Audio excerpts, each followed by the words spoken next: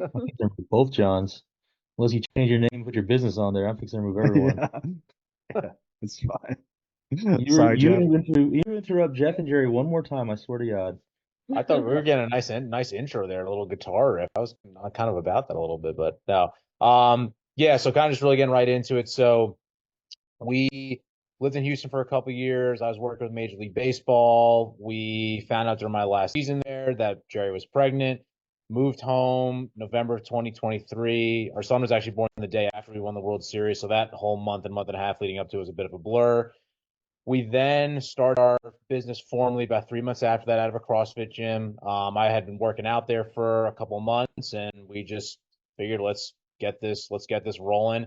And we essentially had, I mean, we had no idea what the hell we were doing. We were charging 150, and I remember us like deliberating for like 2 weeks, oh, We thought it was too much. that's Like too we were like, much. should we Like, do 100 or 125? yeah. So we had no idea what we were doing. And then in what, June? Yeah, June, we were stuck, and we knew we needed to try something, otherwise this was not going to work.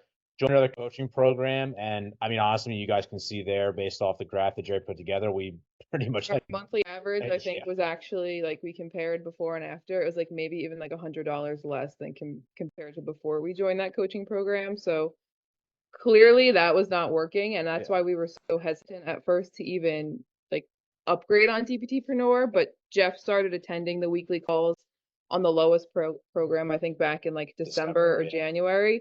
And that's when we saw like we started using a lot more of the forms and the systems through DPT Preneur. So by February, we did an onboarding call and finally upgraded. And again, like the numbers speak for themselves. Within like I think February we did 6K. By June we had our first 20K month. And Brandon basically said, like, yeah, you probably will hit it by June. Yeah, And and we were skeptical when he told us that. We were like, I don't know, this is not a good month. Like, I don't know how we're gonna really get there. But he was spot on. And the other thing that he told us, and again, we did not do this. We only did this because we had everything else, like Brandon had said, set up in place.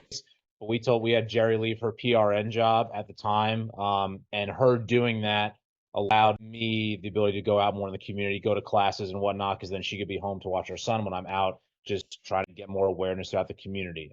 So, and again, that was only because like we essentially kind of got yelled at, for lack of a better term, that we hadn't done that sooner. But yeah, and then really since then, it's just been all about just staying consistent. I mean, it's really consistency's been the biggest thing. Getting our YouTube channel going, all the stuff that goes into that, and really just better understanding what each of our avatars are. So my avatar specifically is baseball. I mean, more so the high school pitcher more than anything.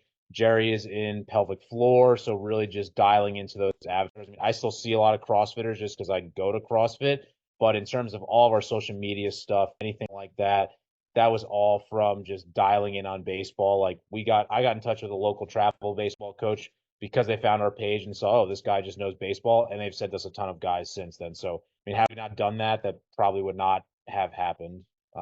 Anything else you want to add, Joe? I think one of the biggest things too is just the mindset shift of Yeah.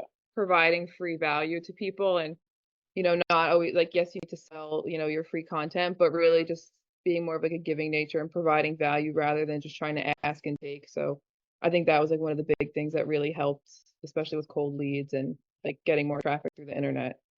I think one thing I'll even say off of that, because Brandon talked about it last night, going from the problem to the solution.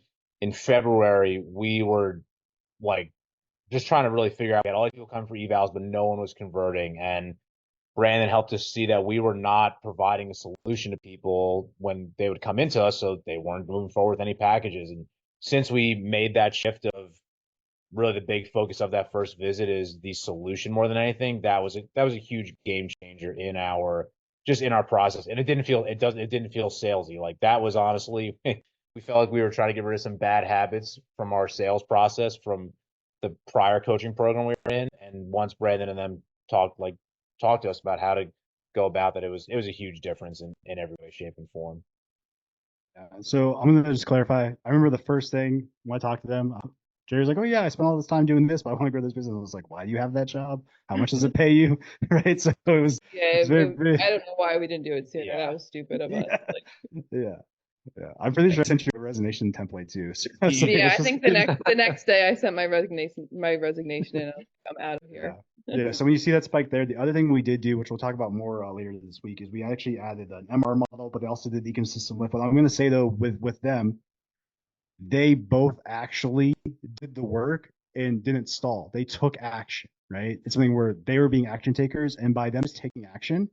And what's crazy is they just had bad advice prior. So that's why I was saying the stalling cannot always be your fault, right? The stalling could be, listen to who you're learning from, right? If they're divorced, probably a bad person to learn from, right? So just understand that.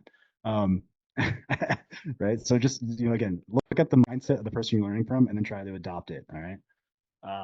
Is